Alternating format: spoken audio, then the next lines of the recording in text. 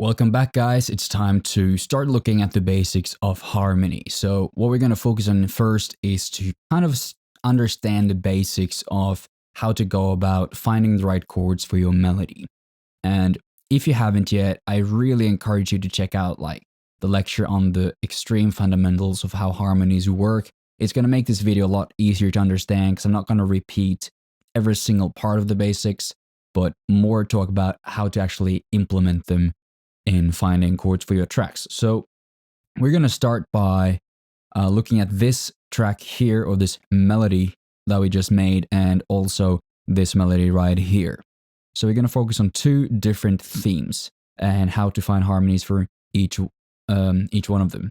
So let's listen to the melody that we came up with first.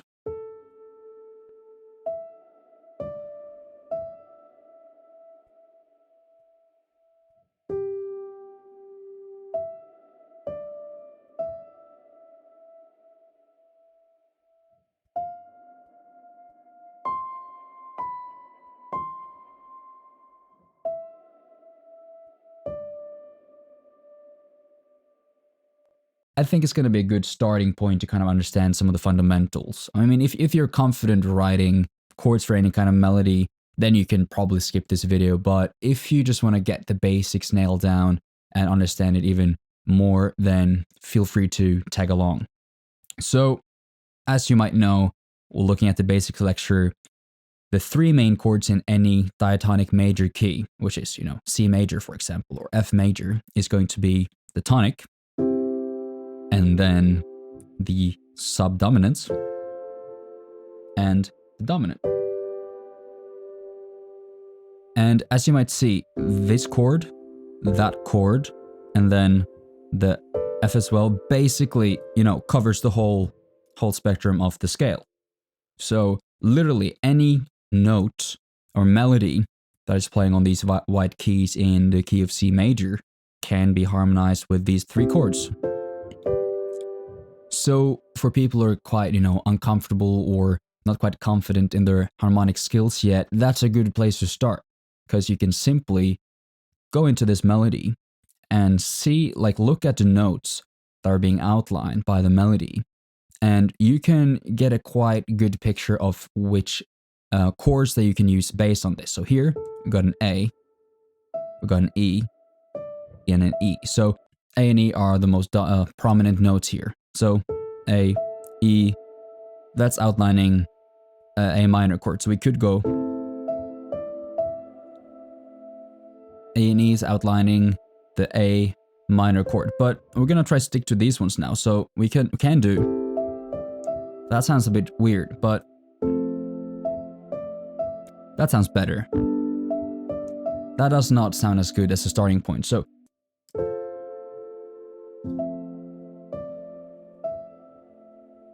the F sounds a lot better. The G, not as much. It's clashing because it's an A here. So, the F major chord is, and if you have a seventh, which we're going to get to, you have the A. I mean the E. So, probably going to go for the F here. And then here, G and E. That is the outline of his C major chord. So in this case, we can go F and C. And here, we have the outline of an F and a C,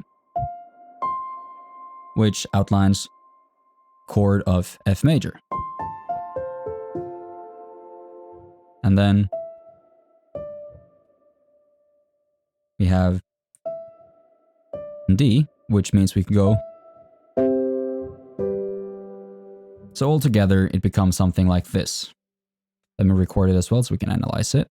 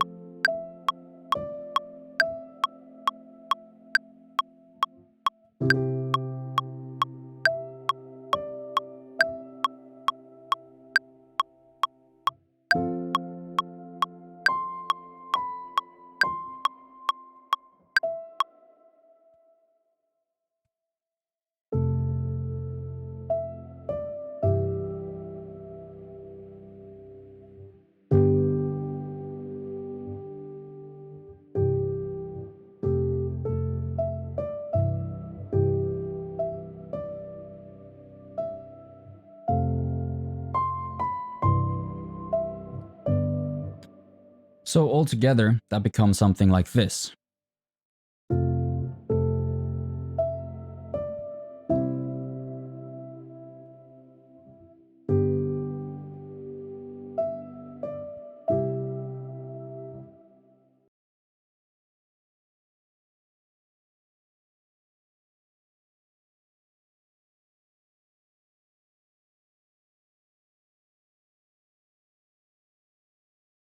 So in this instance, first have an A, which means we can probably go for the key of F, because that's the only one that has A in it. C? No. G? No. But F? Bingo. So F can be a starting point. And since we're landing on an E, E only exists out of these three chords in C major. And then we go to G here.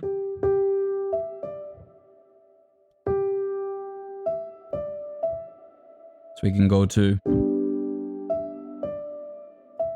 again, back to C. Then we go, which can be F, because only F has F in it. C is C. D only exists in G major. So this is very basic stuff.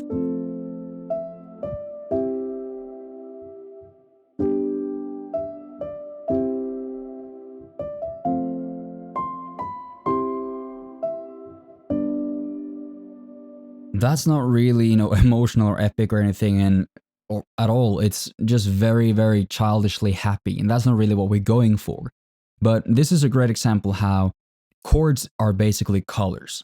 So the harmonic choices that you make are really helpful in kind of determining the emotional content of your melody. So in this case, having only these major chords is making it just way too happy. So we need to balance that out a little bit. So what we do then, as you have seen in the basics kind of lecture of how chords work, we have A minor. For F, we have D minor, which share two of the same notes. And then G, we have E minor, which share two of the same notes. So now suddenly we have twice as many colors to play with. And these are going to be the main chords that you're going to be using in actually most themes that you write. So now having all these options all of a sudden, let's revisit this and see how we can make it a bit more interesting. For example, we could go as a D here, go to G, and up to A minor instead. That sounds like this. And then from the G we can go to C major. And then maybe we want to go to E minor, because of the E that we previously only could get in C major, we now have E minor as well. Or even A minor. But I like the color of E minor in this case a lot better.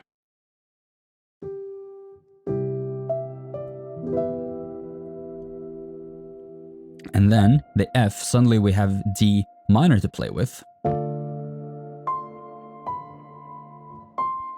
This one, I would usually go to A minor here, just because of the emotional content of that chord. And D, back to G. And we can even keep the melody note, but go down to E minor as well. And then back to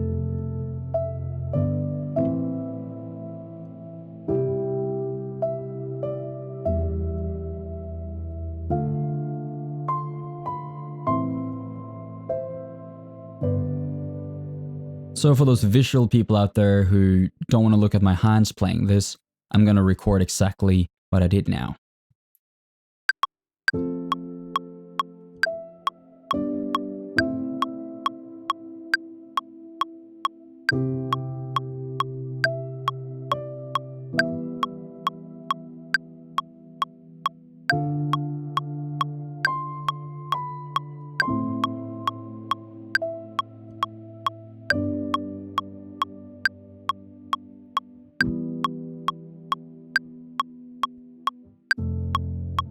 And then back to the next round. So I'm just going to quantize that real fast. Here you see we go from F. Going to pop the melody in here too into the same part.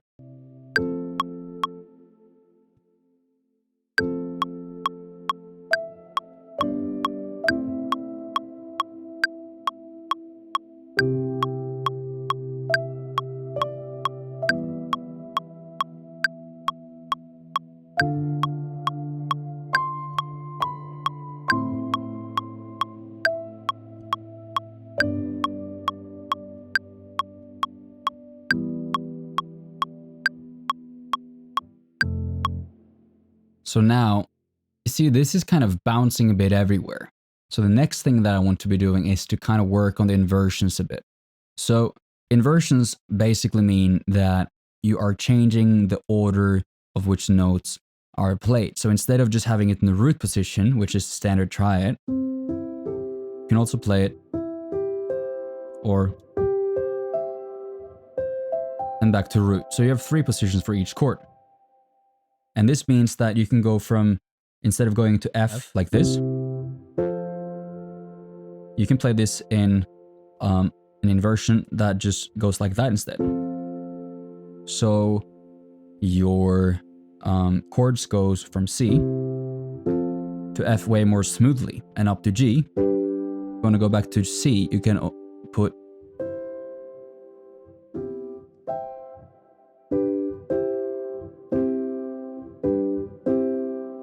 just like that.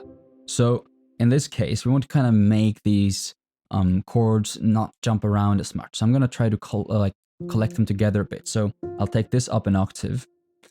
This can stay. I'll take this one down and this one up. Just going to kind of try to get them a bit closer together because these notes are going to be the same. They're not changing. Now all of a sudden it sounds a little bit better. And you can see they're kind of all in the same area. I'm not going to go too much in depth into inversions right now, but something I recommend that you look up and read more into because it's really if you understand some of the later techniques and arranging principles that we're going to talk about. Let's listen to what it sounds like now after I've done the inversions of it.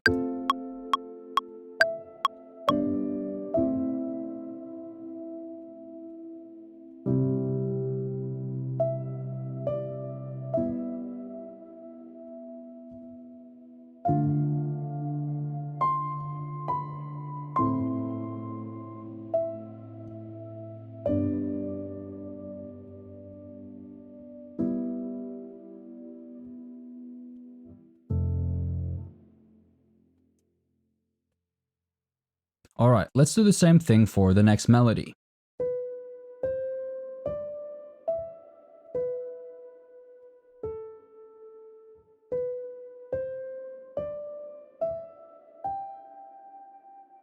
Let's start with this passage only first.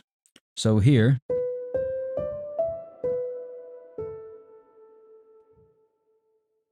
let's just try a few chords. For example, we have C major, which works.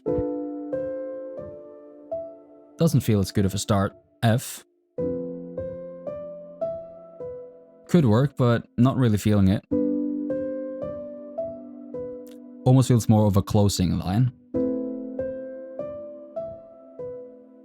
That works, but it's not the kind of, that's not the vibe or the emotion I'm going for in this theme. So what I want to do is to use C major, because I want to have this longing, hopeful feeling in it.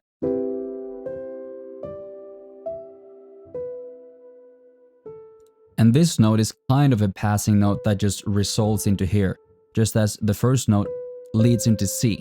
So the C is more important than this one. because this is not going to work. It's more, the C is more relevant because the B is leading into that, and in the downwards motion it's kind of leading down to the A. So the A is kind of the note that I'm using as the starting point to find a chord, which in this case probably would be F major. So in this case I have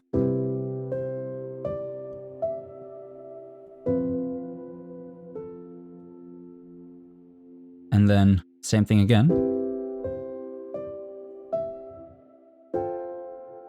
Now suddenly the F doesn't work as well because we have a G here.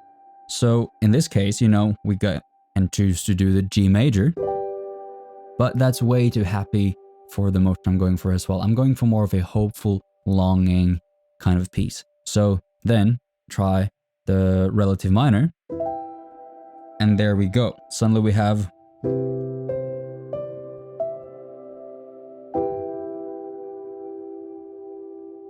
and then we have, which basically could be D minor, but I'm gonna use F here because I want to keep it hopeful feeling going. And this E leads down to the D. So I'm actually going to be using the D minor chord. So that passage might sound something like this.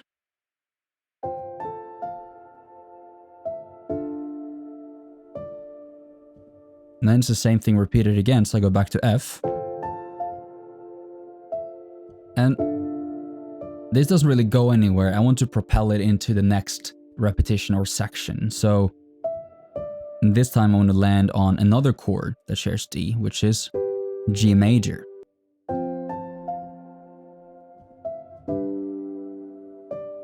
And then back.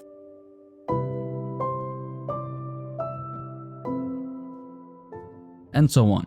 So in this case, we have quite simple chords to play with, and we're using the minor chords as like these subtle kind of hints to enhance the motion that we're going for. So let me record that for you and we'll see where we're at.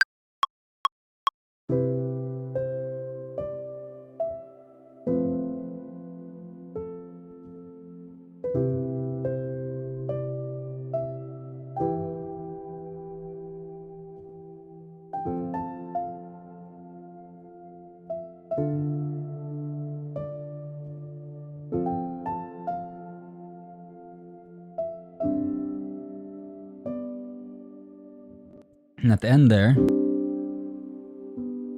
this is what we call a sus4 chord, where we suspend the fourth, which is 1, 2, 3, 4 of the chord, and resolve it down to the third, which is really nice in these kind of situations. So let's quantize that so we can see it a bit more clearly.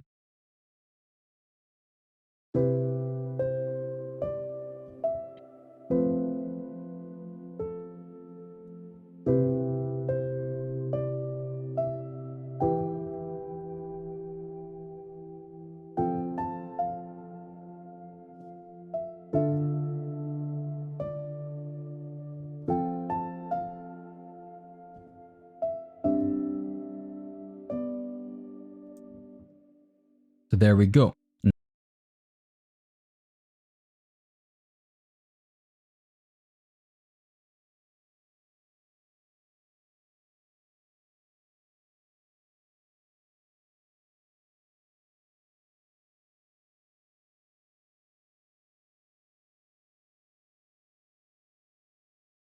Now, in this case, I also want to play around with some seventh chords. So, as you might remember from the basics, a seventh chord basically means that we have another third from the last third of the chord. So we just keep stacking them like this. And as you can count, 1, 2, 3, 4, 5, 6, 7. Or 1, 2, 3, 4, 5, 6, 7. So this is an F major 7 chord. This is D minor 7. A minor 7. Back to F major 7 and C major 7. So since the melody is outlining this note, I want to include it in the harmony as well. But since I can move this down an octave, it's It's going to give it a more lush kind of sound when I have the closer voicings. And the closest F is going to be here. And in this case, you see we have even more chord. I mean, even more notes in the chord. So we have the 7th, but also have this one, which is the 9th. And the 9th basically means that it's one level above the octave, which is the 8th step. So this is the sound of the 9th chord. And you can move this up as well. It's basically just stacking thirds. And it sounds suddenly a lot more jazzy. So in this case, I'm going to re-record this with a bit more of 9th and 7th in these two chords. And just first to demonstrate, like, these flavors are really smart to kind of get to know, and you don't have to use them all the time. Like, I can make an extreme case where I add like the 7th and 9th to every single chord, and it will sound something like this.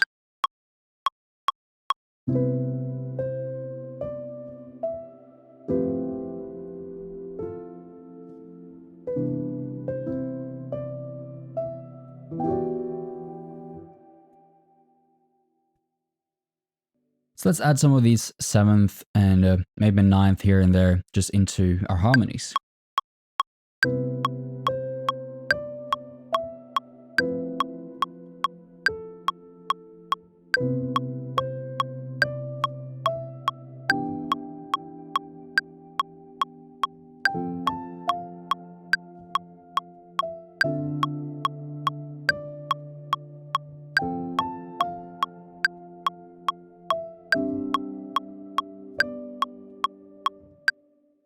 Suddenly it sounds a little bit more warm, and so now all of a sudden we got this.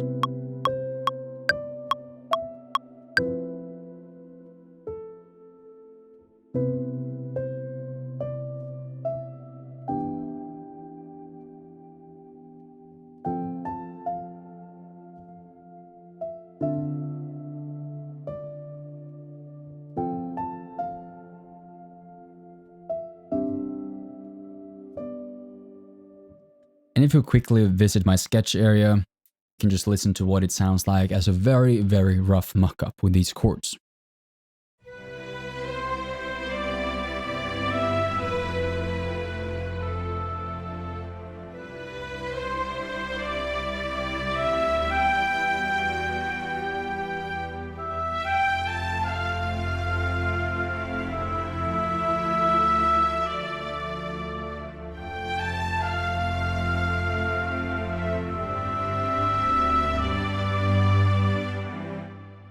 Suddenly sounds a lot more interesting than just the melody alone, and kind of fills out the melody and brings it to where I wanted it to be in the first place, because as I've said before, melody and harmony together make up the whole theme. Hopefully this will show you some basic ways of finding chords for your melodies and actually utilizing some of the 7th chords. I'll see you guys in the next video.